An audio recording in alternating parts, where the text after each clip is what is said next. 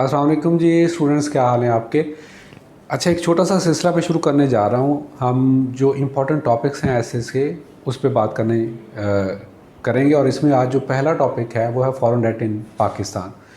अच्छा, कर्ज़ा जो है वो बहुत ही बुरी चीज़ है। अक्सर आपने ये देखा होगा कि आप व्हाट्सएप ग्रुप्स के अंदर भी आप को कुछ मैसेजेस चल रहे होंगे कि जिसमें लिखा होगा कि जनाब अगर सरकारी अफसरों का फ्री पेट्रोल बंद कर दिया जाए और अगर एमएनएज एमपीएस से उनकी गाड़ियां छीन ली जाएं तो हम मुल्क का कर्ज़ा उतार सकते हैं। तो कभी क्या आपने ये कैलकुलेशन की है? अच्छा, मेरा आपसे एक सवाल है। आप ये बताएंगे कि क्या कर्ज़ा बुरी चीज़ है या अच्छी चीज़ है? अपने दिल में ज़रा एक इसका जवाब ज़रा सोचिए। अच्छा, अगर आप ये समझते हैं कि कर्ज़ा एक बहुत ही बुरी चीज़ है, तो आपको क्या पता है कि दुनिया में सबसे ज़्यादा कर्ज़ा लेने वाला मुल्क कौन है? अगर हम एब्सोल्यूट टर्म्स में बात करें तो दुनिया में सबसे ज़्यादा कर्ज़ा यूएसए ने लिया हुआ है। अगर कर्ज़ा इतना ही बुरा है तो यूएसए ने इतना ज़्यादा कर्ज़ा क्यों लिया हुआ है? आपको पता है कि कर्ज़े को हम मेजर कैसे करते हैं कि कर्ज़ा कितना ज़्यादा किसी मुल्क पे चढ़ा हुआ है? तो उसके लिए जो टर्म यूज़ होती है उसको हम बोलते हैं डेट टू जीडीपी रेशो। अगर डेट टू जीडीपी रेशो के लिहाज से देखा जाए तो आपको पता है कि जो जापान है उसकी डेट टू जीडीपी रेशो जो है वो 260% से अबव है, और जो पाकिस्तान की डेट टू जीडीपी रेशो है वो हार्डली 75% है। सो द फर्स्ट थिंग जो आपको अपने माइंड में ये क्लियर करनी है कि कर्ज़ा इट्सेल्फ बुरी चीज़ नहीं है। ये जो कहा जाता है कि हर पाकिस्तानी पे इतना कर्ज़ा चढ़ा हुआ है, तो दुनिया में तमाम ममालिक जो हैं वो डिफरेंट लैंडर्स से कर्ज़ा लेते हैं, कमर्शियल ऑर्गेनाइजेशन से लेते हैं, बैंकों से कर्ज़ा लेते हैं। अच्छा, अगर कर्ज़ा बुरा नहीं है, ठीक है, तो फिर ये इतना ज़्यादा इस पर शोरोगुल क्यों होता है? उस शोरोगुल की वजह यह है कि कर्ज़ा लेके हम उसका जो यूटिलाइजेशन है, जो उसकी मैनेजमेंट है, उसको बोलते हैं डेट मैनेजमेंट, वो पाकिस्तान में ठीक नहीं हो रही। मिसाल के तौर पर पाकिस्तान का जो टोटल बजट है उसका 3/4 3/4 हिस्सा जो है वो सिर्फ डिफेंस पे और जो कर्ज़ा है उसको उतारने में खर्च हो जाता है। जब इतना ज़्यादा पैसा आपका इन दो चीज़ों पे लग जाएगा तो आप ये बताएं कि आप तालीम पे क्या खर्च करेंगे, आप हेल्थ पे क्या खर्च करेंगे, और आप जो बाकी सर्विसेज हैं या इंफ्रास्ट्रक्चर के जो प्रोजेक्ट्स हैं वो जो लॉन्च करना चाहते हैं वो कैसे आप लॉन्च करेंगे। अच्छा, फिर आपने ये एक बात और सुनी होगी कि हम आईएमएफ को बहुत गालियाँ निकालते हैं।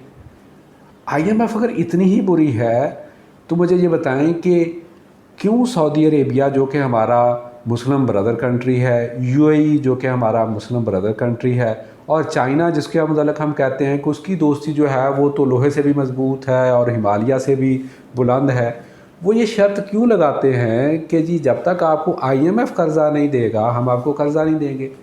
इसकी क्या वजह है? हम जो आईएमएफ को गालियाँ निकालते हैं, क्या वो ठीक हैं? वो बिल्कुल ठीक नहीं है। आईएमएफ एक रेगुलेटर के तौर पर काम करता है। अभी भी जो रीसेंट कर्ज़ा आईएमएफ ने पाकिस्तान को 2023 में ये इंटरिम गवर्नमेंट के लिए दिया है, जो कि शहबाज शरीफ गवर्नमेंट ने मंजूर करवाया है, वो आपको पता है जस्ट $1.1 बिलियन है।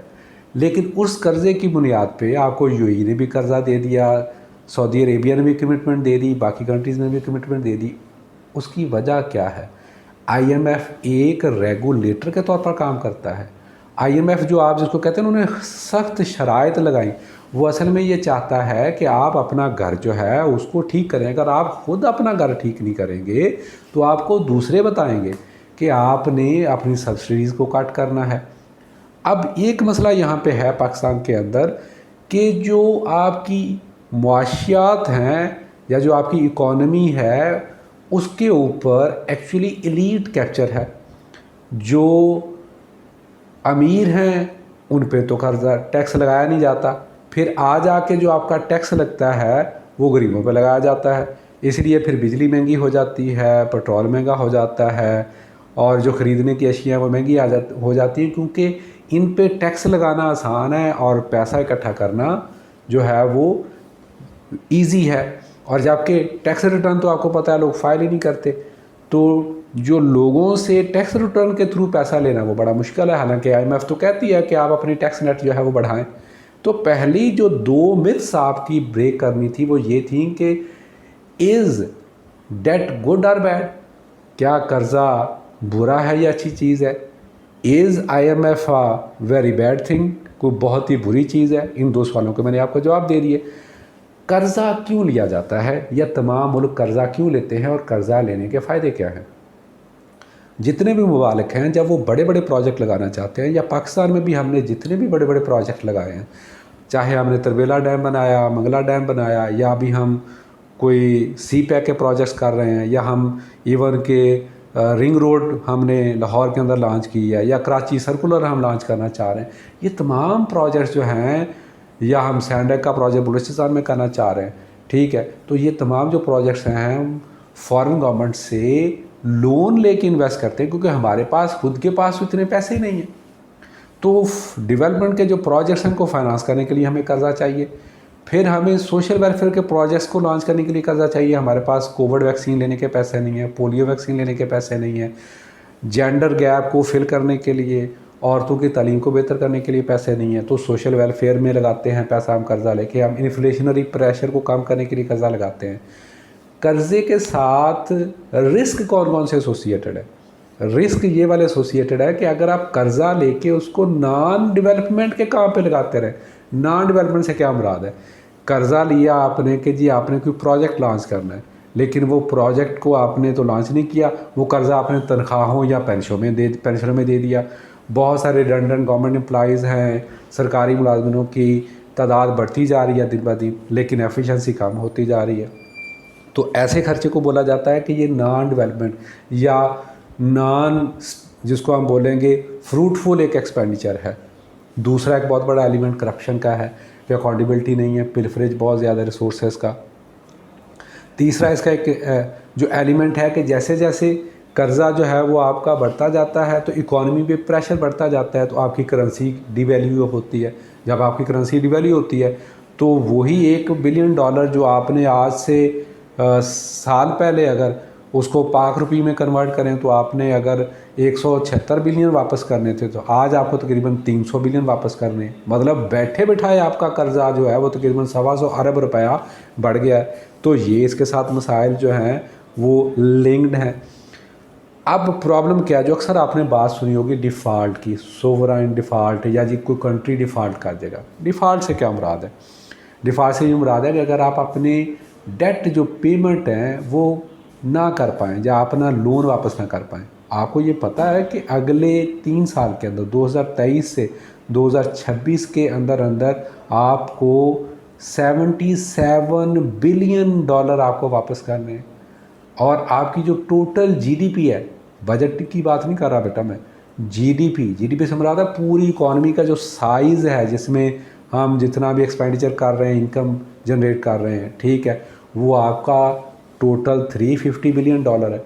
और उसमें से सोचें कि $77 बिलियन आपने वापस करना है अगले 3 साल के अंदर। और इस वक्त जो आपका टोटल डेट है वो 124 बिलियन है। तो पाकिस्तान के लिए सबसे बड़ा मसला क्या है कि पाकिस्तान कर्ज़ा ले रहा है पिछला कर्ज़ा वापस करने के लिए, तो हमारा जो कर्ज़ा है वो कंस्ट्रक्टिव यूज़ में नहीं आ रहा, ठीक है, वो हम डेट सर्विसिंग के लिए या डेट रीपेमेंट के लिए इस्तेमाल कर रहे हैं। अब इसमें गवर्नमेंट क्या कर रही है, गवर्नमेंट ने एक लॉ तो बनाया है, उसको बोलते हैं fiscal responsibility and debt limitation act 2005 का। लेकिन सिर्फ कानून बनाने से कुछ नहीं होता। जो सक्सेसिव गवर्नमेंट्स है, आपने किसी एक गवर्नमेंट पे क्रिटिसिज्म नहीं करना, वेदर इट इज़ पीटीआई या पीडीएम और दिस इंटरिम सेटअप या उससे पहले कोई और गवर्नमेंट थी, इसमें तमाम गवर्नमेंट जो हैं वो इक्वली रिस्पॉन्सिबल है कि उन्होंने इकॉनमी पे कोई इकोनॉमिक चार्टर डिसाइड नहीं किया, कोई इकॉनमी के ऊपर कोई उन्होंने प्रिंसिपल सेट नहीं किए कि आपने इकॉनमी को कैसे लेकर चलना है।